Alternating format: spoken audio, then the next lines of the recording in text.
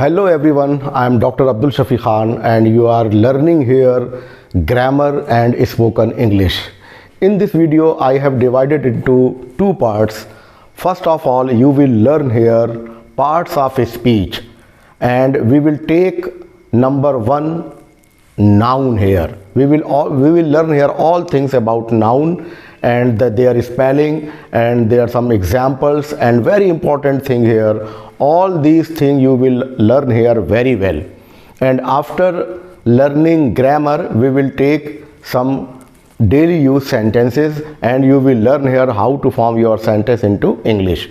आज का वीडियो मैंने आपको दो भागों में विभाजित किया है, और जैसे मैंने आपको पिछले वीडियो में आपसे ये वादा किया था कि मैं आपको पार्ट्स ऑफ स्पीच में जो 8 प्रकार के पार्ट्स ऑफ स्पीच होते हैं उनमें सारे के सारे मैं आपको वन बाय वन आपको आज पढ़ाने वाला हूँ, समझाने वाला हूँ और इसके यूजेस में आपको बताने वाला हूँ। तो उस श्रृंखला में सबसे पहला पार्ट जो हम ले रहे हैं वो है नाउन। आज मैं आपको नाउन की संपूर्ण जानकारी दूंगा और इस नाउन के द्वारा आप समझ लेंगे कि हम इस वर्ड को कैसे प्रयोग करते हैं। गाइस, मैंने आपसे पहले कहा था कि जितने भी प्रकार के शब्द यानी वर्ड्स अंग्रेजी में यूज़ किए जाते हैं वो सारे के सारे पार्ट्स ऑफ स्पीच के अंतर्गत ही होते हैं। आप पिछला वीडियो आप मेरा देख सकते हैं। मैंने आपको बताया था कि अंग्रेज़ी में जिन शब्दों का प्रयोग किया जाता है वो शब्द केवल और केवल 8 हैं, यानी 8 शब्द से बाहर कुछ नहीं है। पहला वर्ड जो यूज़ किया जाता है जिसका नाम है वो है नाउन। नाउन के बारे में आज हम संपूर्ण जानकारी मैं आपको देने वाला हूं, और उसके बाद दूसरा होता है प्रोनाउन। तो ये 8 वीडियो मैं आपको वन बाय वन आपके लिए बनाने वाला हूं, जिसमें आप पूरे पार्ट्स ऑफ स्पीच को और उनके यूजेस को बहुत अच्छी तरह से समझ जाने वाले हैं। तो जो बिगिनर्स हैं या जिन्होंने बहुत ही ज़ीरो से स्टार्ट किया है, आपको कुछ भी नहीं आता, तो भी आप इन वीडियो से बहुत फ़ायदा उठा सकते हैं और definitely you will be able to make your conversation in English. अंग्रेज़ी में बातचीत करने के लिए आप पूरी तरह से सक्षम होंगे। जो मेन पॉइंट्स हैं, क्या क्या हमें करना चाहिए, वो सारी चीज़ें हम आपको वन बाय वन मैं आपको बताने वाला हूँ। तो सबसे पहले हम देखते हैं यहाँ पर जो पार्ट्स ऑफ स्पीच का जो पहला पार्ट है हमारा वो है नाउन। और नाउन ये बहुत ही इम्पॉर्टेंट है, और इसको जब कभी कोई स्टूडेंट लर्निंग से सीखता है तो सबसे पहले वो इसकी डेफिनेशन सीखता है, और वो डेफिनेशन इस प्रकार होती है, noun is the name of place, person और थिंग। ये 3 चीज़ें बताई जाती हैं इसमें, प्लेस, पर्सन और थिंग। मतलब इनके अगर कोई नाम आ रहे हैं तो उनको नाउन कहा जाता है। तो और इसका एक शॉर्ट इसकी एक डेफिनेशन है, वो है noun is the naming word. तो वो जो बच्चे जिन्होंने ज़ीरो से किया है या जो हिंदी मीडियम के हमारे स्टूडेंट्स हैं वो इससे ज़रूर लाभान्वित होंगे। वो एकदम धैर्य रखें और वन बाय वन इसको देखते रहें और सीखते रहें और प्रैक्टिस करते रहें, तो धीरे धीरे उनका स्तर ग्रामर का भी इम्प्रूव होगा and they will learn also spoken English, और वो बोली जाने वाली अंग्रेज़ी को भी पूरी तरह से वो परिचित हो जाएंगे। तो आइए हम सबसे पहले देखते हैं नाउन के बारे में संपूर्ण जानकारी कि नाउन की डेफिनेशन क्या है और इसके एग्जाम्पल्स क्या है। तो ये लिखा हुआ है हमने यहाँ पर, नाउन का अर्थ हिंदी में होता है संज्ञा। Noun is the name of place, person और थिंग। प्लेस मतलब होता है स्थान, पर्सन यानी होता है व्यक्ति, और थिंग्स माने होता है चीज़ें। जितनी भी चीज़ें हमें नज़र आती हैं, जैसे मैं आपको इस रूम में आपके लिए मैं वीडियो बना रहा हूं, तो मेरे सामने बहुत सारी चीज़ें हैं जो आपको नज़र नहीं आ रही होंगी लेकिन मुझे नज़र आ रही हैं। अब मैं एक वन बाय वन उनके नाम लूँगा, तो जिनके मैं नाम लूँगा ये सारे नाउन हैं। जैसे मुझे यहाँ से नज़र आ रहा है, सबसे पहले तो मुझे नज़र आ रहा है मेरा कैमरा यानी मोबाइल, जिससे मैं आपके लिए वीडियो बना रहा हूँ, इसका नाम हो गया मोबाइल, मतलब ये नाउन है। फिर कुछ लाइट्स मुझे नज़र आ रही हैं, तो ये लाइट्स नाउन है। फिर मैंने इसको एक ट्राइपॉड में रखा हुआ है, ये भी नाउन है। मेरे हाथ में चौक है, नाउन है। पीछे बोर्ड में लिखा हुआ है, ये नाउन है। वॉल भी बनी हुई है, दीवारें हैं, दीवार यानी वॉल, डोर यानी दरवाज़ा, विंडो यानी खिड़कियाँ, और all these thing, chairs, tables, जितनी भी चीज़ें मुझे सारी नज़र आ रही हैं ये सारी की सारी नाउन है। तो स्टूडेंट्स आप समझ गए होंगे कि नाउन किसे कहते हैं। किसी भी चीज़ जो हमें नज़र आ रही है वो तो नाउन है ही, और कुछ चीज़ें नज़र नहीं आती जो महसूस की जाती हैं वो भी नाउन आती हैं, तो वो हम इसको अभी समझ लेंगे। तो इसको वन बाय वन देखेंगे तो इनके कितने प्रकार होते हैं वो समझ लेंगे, और उनके वर्ड्स को कैसे यूज़ किया जाता है वो आपके समझ में आएगा। तो noun is the name of place, person और थिंग। अब ये जो है इनको हमने 5 भागों में बांटा है, यानी जो नाउन होते हैं वो 5 प्रकार से जाने जाते हैं। नाउन को 5 प्रकार से जाना जाता है। अगर आप कॉपी पेन लिए हुए हैं और आप इसको नोट कर रहे हैं तो मेरे सारे वीडियोस में इन पॉइंट्स को आप नोट करते रहें, और जो मैं आपको बताता चलता हूं अपने वीडियोस में वो सारे के सारे रूल्स हैं, नियम हैं ग्रामर के एंड स्पोकन इंग्लिश के, तो वो आप उसको नोट करते रहेंगे। तो फर्स्ट ऑफ ऑल पहला जो है नाउन को 5 प्रकार से नामा जाता है। अब ये 5 प्रकार के नाम देखिएगा। प्रॉपर नाउन, ये मैंने एन को शॉर्ट में लिखा है, proper noun PROPER proper noun. Common noun COMMON common noun. तीसरा है collective noun COLLECTIVE collective noun. और फोर्थ नंबर में है मटेरियल नाउन, और फिफ्थ में है एब्स्ट्रैक्ट नाउन। देखिए कुछ तो नाउन के जो नाम हैं वो खुद अपनी परिभाषा बता रहे हैं या वो बता रहे हैं कि हमें किस प्रकार का वर्ड आता है। तो ये देखिएगा, सबसे पहले है प्रॉपर नाउन। प्रॉपर मतलब ये होता है कि ये किसी व्यक्ति या स्थान के नाम को या किसी जानवर के नाम को, ये मैंने शॉर्ट में लिखा है, किसी व्यक्ति के नाम को, किसी जानवर के नाम को, किसी स्थान के नाम को और किसी वस्तु के नाम को हम प्रॉपर नाउन के नाम से जानते हैं। फिर इसके यहाँ पर एग्जाम्पल लिखे हुए हैं, राम, मोहन, पटना, चेतक, रेड फोर्ट यानी किला, सन, संडे, विप्रो, जीप, अवार्ड्स। अब आप यहाँ देख रहे होंगे कि ये वर्ड्स मैंने लिखा, तो ये कैसे लिखा, मैं आपको ये बताना चाहूँगा कि जो वर्ड्स जिस पूरी प्रोसेस को बताते हैं, यानी जिस जाति को कि ये किस कैटेगरी को बिलोंग करते हैं, वो मैंने लिख दिया। जैसे राम यानी जितने भी व्यक्ति के नाम हैं वो सब नाउन है। ये मैंने आपको एक रिप्रेजेंटेटिव के तौर पे या प्रतिनिधि वर्ड को करने के लिए बता दिया। राम मैंने कहा तो ये राम पर्टिकुलर राम नाम का व्यक्ति नहीं है, बल्कि ये सारे व्यक्तियों के नाम को नाउन कहते हैं और वो प्रॉपर नाउन के अंतर्गत आता है। मोहन एक नाम और मैंने यहाँ लिख दिया था, मोहन। दूसरा ये पटना, पटना यहाँ पटना की बात नहीं हो रही, पटना से ये बात बताई जा रही है कि जितने भी शहरों के नाम होंगे, गांव के नाम होंगे, वो सारे के सारे या किसी स्थानों के नाम होंगे, वो सारे के सारे प्रॉपर नाउन के अंतर्गत आते हैं।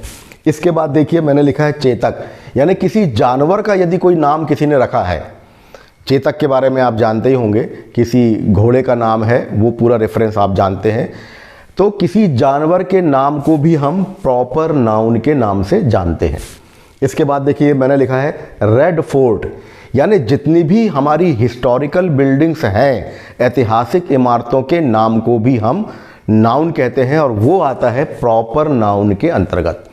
अब ये तो रेड फोर्ट लिखा मैंने, इसको रिप्रेजेंट करने के लिए, किसी भी ऐतिहासिक इमारत को रिप्रेजेंट करने के लिए मैंने रेड फोर्ट का नाम लिखा।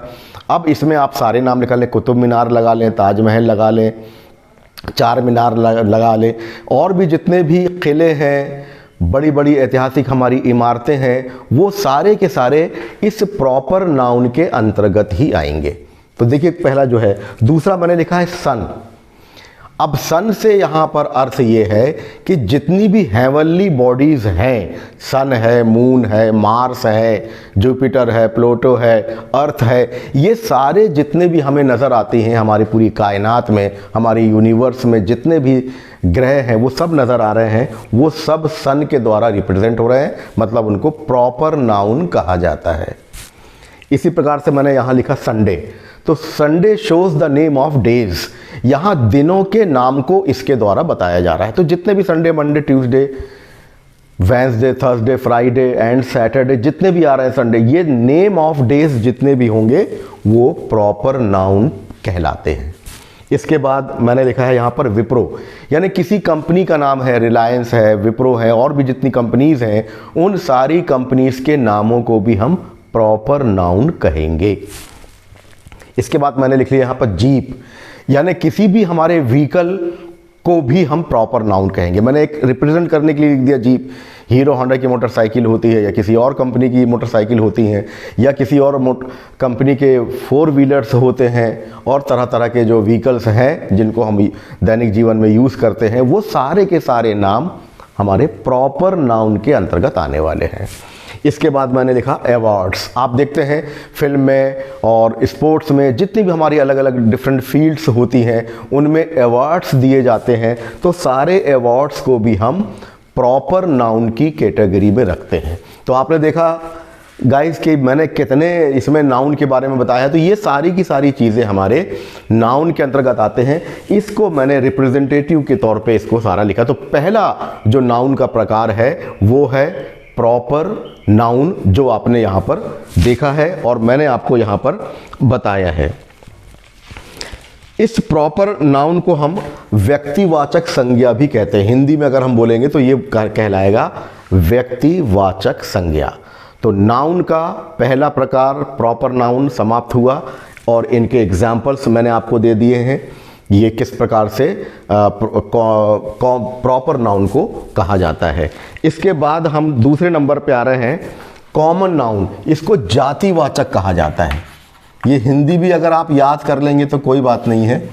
जातिवाचक यानी एक जाति बताई जाती है। जाति से तात्पर्य यहाँ कास्ट नहीं है, जाति से तात्पर्य यहाँ कैटेगरी है, या यहाँ पर वर्गीकरण है कि उनको कितने प्रकार से हम, जैसे यहाँ पर बॉय लिखा, तो ये बॉय जो है लड़कों का वर्गीकरण है। यहाँ पे जाति से मुराद कास्ट नहीं है, बल्कि उनके वर्गों को बारे में बताया गया है। यानी लड़का वर्ग जो है, जितने भी लड़कों के बारे में अगर बात होगी वो कॉमन नाउन के बारे में आएगी। आ बॉय, जैसे boy always, boys are always mischievous, के छात्र हमेशा शरारती होते हैं। तो बॉयज़ का मतलब कोई पर्टिकुलर चीज़ नहीं है, ये बताया जा रहा है कि भाई अगर कोई लड़के हैं या छोटी उम्र के बच्चे हैं तो वो ज़्यादातर शरारत करते हैं। तो इस तरह से ये अपने रिप्रेजेंट करता है तमाम बॉयज़ को। इसी तरह से ट्री, यानी तमाम वृक्ष को रिप्रेजेंट करता है ये ट्री। तो ये सारे के सारे कॉमन नाउन में आ रहा है। अभी प्रॉपर नाउन पढ़ा था, ये कॉमन नाउन, बॉय, ट्री, काऊ, बुक, यानी जानवर जितने भी प्रकार के हो रहे हैं, चाहे डॉग हो, काऊ हो, हॉर्स हो, तो ये रिप्रेजेंटेटिव के तौर पे मैंने 4 चीज़ें लिखी हैं। ये इस संप्रदाय को या इस कैटेगरी को बिलोंग करते हैं। देखिए, शब्दों के बारे में बहुत सतर्क रखिएगा कि शब्दों से प्रॉपर वो अर्थ नहीं लिए जाते जो उनके शाब्दिक अर्थ होते हैं। इसलिए मैं आपको इनके बारे में इसकी पूरी वजाहत करता जा रहा हूँ कि मेरी मुराद इससे क्या है। तो ये कॉमन नाउन हुआ। तो पहला हमारा जो था वो हमने जो देखा था व्यक्तिवाचक, ये व्यक्तिवाचक, और ये इसके बाद में जातिवाचक। अब इसके बाद में ये कलेक्टिव नाउन आ रहा है। कलेक्टिव नाउन मतलब होता है समूह की तरफ इशारा कर रहा है। ये समूह, तो ये समूह की तरफ इशारा कर रहा है, तो इसको समूहवाचक कहते हैं। तो ये तीसरा प्रकार का हमारा नाउन आ गया जिसको हमने कलेक्टिव नाउन के नाम से जानते हैं। इसमें ले लिया हमने class, team, army, bunch of flowers. तो ये जितनी भी चीज़ें हैं ये एक ग्रुप को बता रहा है। जैसे गैंग भी अगर हम बोलेंगे, कोई गैंग होती है किसी काम को अंजाम देने के लिए, तो वो भी हमारा ऐसे जितने भी वर्ड्स हैं जिनमें एक यूनिट के बारे में बताया जाता है, कुछ लोगों के ग्रुप के बारे में बताया जाता है, वो सारे वर्ड्स हमारे कलेक्टिव नाउन्स में आएंगे। इसी प्रकार से यहाँ पर जो है तीसरा हमारा चौथा वर्ड है वो है मटेरियल नाउन। इस मटेरियल नाउन को हम यहाँ पर द्रव्यवाचक कहेंगे। द्रव्य, ये हमारा हिंदी में द्रव्यवाचक है। देखिए, ज़्यादा हिंदी भी करने की ज़रूरत नहीं है, ये तो मैंने आपको लिख दिया है। हर एक जगह हम ट्रांसलेशन करें और उसको लेकर आएँ और फिर टोटल उसको करें, ऐसा कोई ज़रूरी नहीं है। बहुत सारे वर्ड्स तो आजकल ऐसे हैं कि जो अंग्रेज़ी में हम बहुत अच्छी तरह से उसको जानते समझते हैं, लेकिन उसकी हिंदी नहीं जानते। तो हिंदी के शब्दों का उतना ही यूज़ करना है जितना हम कॉमनली यूज़ करते हैं अपनी रूटीन लाइफ में। उससे ज़्यादा बहुत डीप और जाकर बहुत गहरे अर्थों में हमें हिंदी नहीं समझना है कि जहाँ से हमें समझ में ही ना आए। तो आज हम नाउन के बारे में पढ़ रहे हैं और नाउन को हमने 5 प्रकारों में बताया है और उन 5 प्रकारों में हम आपको 1, 2, 3 और 4 तक आ गए हैं। 4 को मटेरियल नाउन, तो मटेरियल नाउन से समझ में आ रहा है कि जितने भी मटेरियल हैं वो हमारे नाउन के कैटेगरी में आते हैं, चाहे वो कॉपर हो, ब्रॉस हो, गोल्ड हो। ये हमने आपको एक प्रतिनिधित्व के तौर पर या एक एग्जाम्पल के तौर पे लिख दिया है कि ये किस ग्रुप की तरफ इशारा कर रहे हैं। तो चौथा हमारा जो नाउन हुआ वो हुआ मटेरियल नाउन और 5वां हमारा हो गया है एब्स्ट्रैक्ट नाउन। एब्स्ट्रैक्ट नाउन मतलब होता है भाववाचक संज्ञा। इसका हिंदी में जो कहा जाता है भाववाचक, यानी इसमें भाव आते हैं, जज्बात आते हैं। अब जज्बात यानी सारो, दुख हो गया, हैप्पी हम खुश हो गए, हर्ष हमने जाहिर कर दिया। तो ऐसे वर्ड जो कि हमें वस्तु के रूप में दिखाई नहीं देते, यानी जिनको टच नहीं किया जा सकता। ज़्यादातर तो नाउन होते हैं जिनको टच किया जाता है, लेकिन कुछ वर्ड्स और चीज़ें ऐसी होती हैं जिनको हम महसूस करते हैं, वो भाववाचक रूप में हमारे सामने आते हैं। जैसे लाफ, हंसी है, महसूस कर सकते हैं, आप देख सकते हैं उसको। सारो, दुख को समझ सकते हैं लेकिन देखा नहीं जा सकता उसको। इस तरह से पॉवर्टी है, अंदाज़ लगा सकते हैं और कई बार नहीं भी लगा पाते कि कौन निर्धन है। ऑनेस्टी, ईमानदारी तो दिखाई देने वाली चीज़ नहीं है, ये तो एक व्यवहार है, बर्ताव है जो उस किसी भी व्यक्ति के किरदार से जाहिर होता है। तो ये भी देखने वाली चीज़ नहीं है। ब्यूटी समझ में आ जाती है हमारी नज़रों से हम देखने के बाद, लेकिन इसमें भी कई प्रकार की ब्यूटी है। ये ज़रूरी नहीं है कि जो हमें बाहरी आवरण दिया जाए वही ब्यूटी है। कुछ आंतरिक सुंदरता भी इंसान के अंदर होती है, तो वो भी ब्यूटी है, भी एक भाववाचक संज्ञा के रूप में इसका इस्तेमाल किया जा रहा है। इसी तरह से ये हमने लाफ लिखा हुआ है, यानी हंसी। तो इस तरह से ये नाउन आज हमने आपको बताया है। जो अंग्रेज़ी में पार्ट्स ऑफ स्पीच 8 होते हैं, इन 8 शब्दों से बाहर किसी भी शब्द का यूज़ नहीं किया जाता। और स्टार्टिंग में मैं आपसे कह रहा हूँ कि अंग्रेज़ी में जितने भी वर्ड्स को हम यूज़ करते हैं, ये तो अलग बात है कि हम हर मोर्चे पे एक साथ चलेंगे, पर हम कभी किसी चीज़ को कमतर या किसी चीज़ को ज़रूरी नहीं यहाँ डिफ़ाइन करेंगे। बस हमें अंग्रेज़ी बोलना है, बस हमें अंग्रेज़ी सीखना है, ग्रामेटिकली हमें स्ट्रांग होना है and we want to speak English fluently.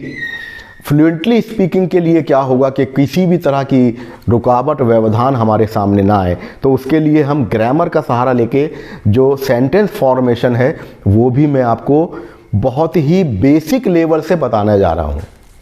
देखिए, स्टार्ट ही मैंने बहुत बेसिक लेवल से किया है कि हमारे जो न्यू कमर्स हैं या स्टूडेंट्स हैं या जो बिगिनर्स हैं, जिन्होंने अभी स्टार्ट किया है और जो चाहते हैं कि वो अंग्रेज़ी के बारे में हर मूलभूत बातों को जाने।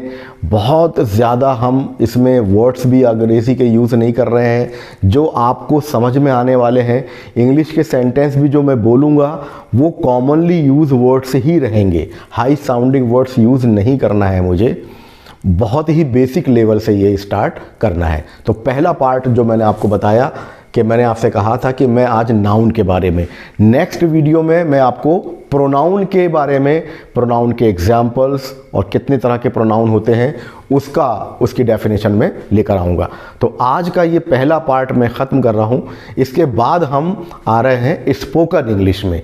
तो ज़रूरी है कि if you want to speak English fluently you have to learn some frequently used words, बहुत ज़्यादा बोले जाने वाले शब्दों का एक ऐसा हम ग्रुप तैयार कर लें कि जब हम घर से निकलें तो हमसे अंग्रेज़ी बोलते बन जाए, हमसे अंग्रेज़ी में कम से कम किसी के क्वेश्चन का आंसर देते बन जाए, इस काबिल भी हम हो जाएं। तो ये दो चीज़ें पैरेलल, समांतर हमारी चलेंगी।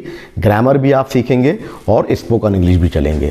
तो आइए हम अब सेकंड पार्ट की तरफ आते हैं। इन सारे पार्ट्स को पूरी अच्छी तरह से नोट कर लीजिएगा, वीडियो को पॉज करके इन 5 तरह के जो नाउन के जो हमने प्रकार बताए हैं उनको आप याद कर लिए और उसके एग्जाम्पल्स देख लिए। आइए इसके दूसरे भाग की तरफ चलते हैं।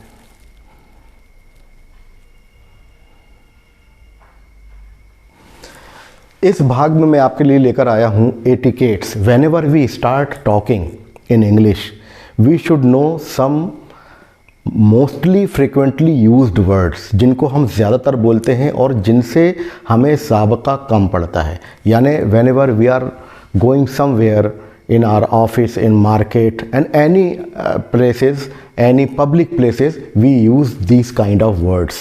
So there is no use of making so many long sentences. There is no uses of saying something, whatever your work and what do you want to do there. You will use their words only for making some expression to others. जहाँ पर आप दूसरों के सामने केवल एक expression देने जा रहे हैं, वहाँ हमें ज़्यादा बड़े सेंटेंसेस बनाने की ज़रूरत नहीं होती, सिर्फ इतना बोल देने से हमारा काम चल जाता है। और ये कहलाते हैं शिष्टाचार, एटिकेट्स, गुड मैनर्स। देखिए, अगर और इसको उर्दू में कहा जाता है अखलाकी कदरें। ये वर्ड्स ऐसे हैं, अगर ये हम अपनी ज़बान से नहीं निकालते तो हमारे अंदर वो शिष्टाचार की भावना, या दूसरे व्यक्ति से हम जो केवल एक हमारा इंटरेक्शन हो रहा है, जिनसे ज़्यादा बातचीत नहीं हो रही है, उनसे अगर हम अपना बिहेव अगर सही नहीं रखेंगे तो वो हमारा इम्प्रेशन जो है वो बैड इम्प्रेशन छूट जाएगा। तो सबसे पहले स्पोकन इंग्लिश में हमें जिन वर्ड्स का जानना ज़रूरी है, और उनका सिर्फ जानना ज़रूरी नहीं है बल्कि उनका हमें फ्रिक्वेंटली यूज़, हमारे ज़बान से वो वर्ड्स जो हैं वो निकलते रहने चाहिए।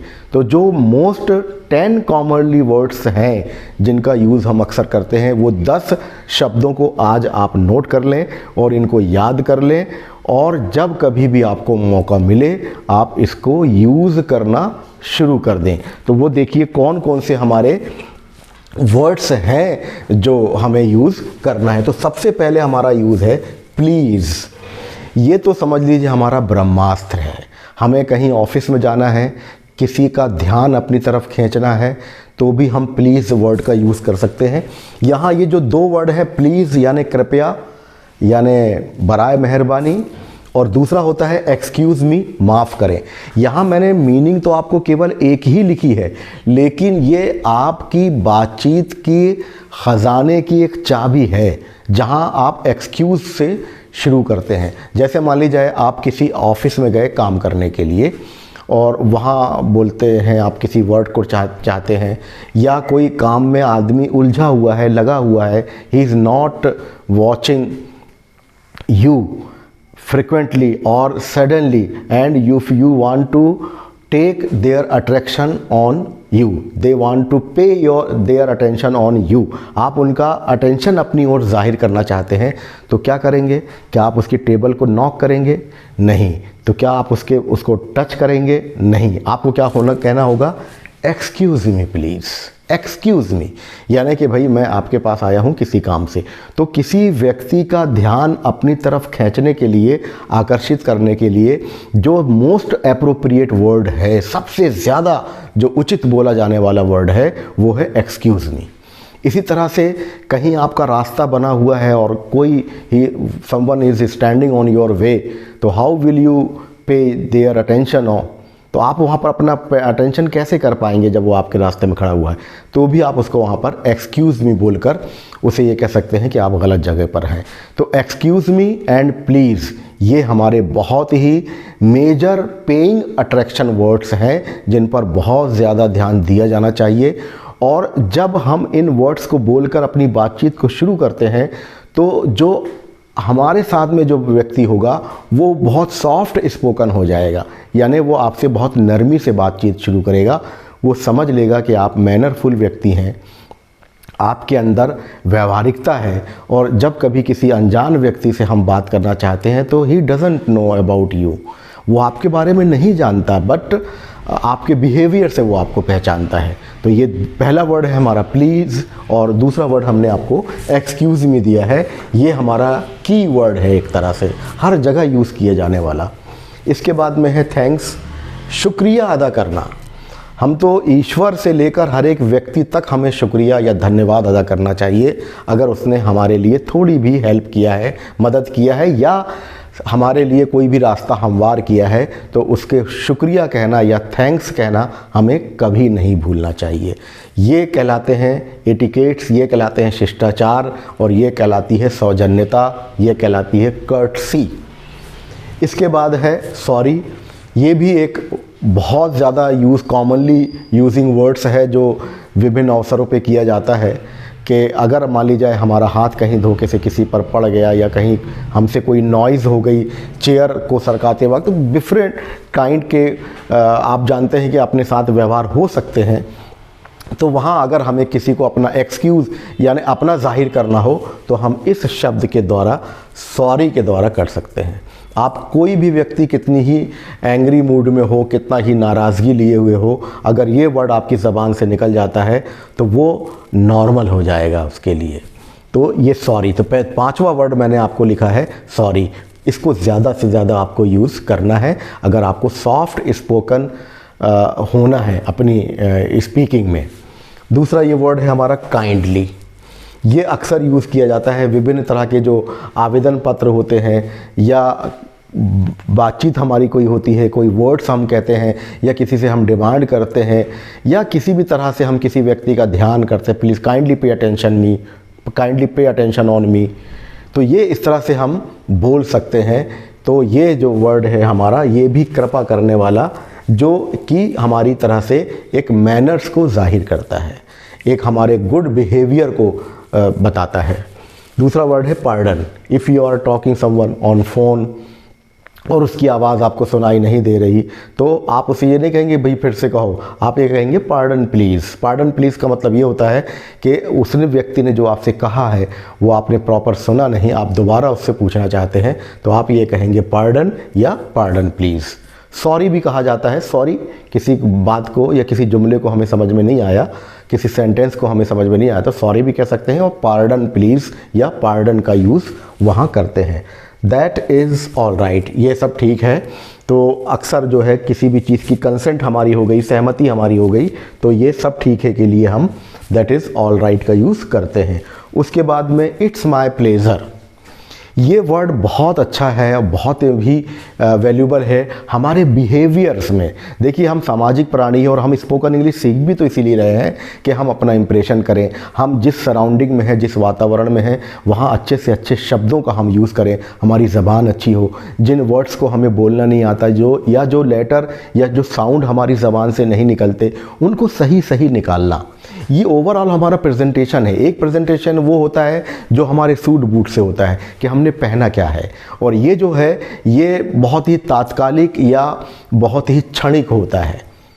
माने चंद मूवमेंट आप किसी को प्रभावित या मुतासिर कर सकते हो जब आप बहुत अच्छे वेल ड्रेस्ड होकर गए, लेकिन whenever you will start your speaking, your personality will come out through your mouth. वो सारी पर्सनालिटी, सारा आपका जो व्यक्तित्व है वो आपकी ज़बान से ज़ाहिर हो जाता है।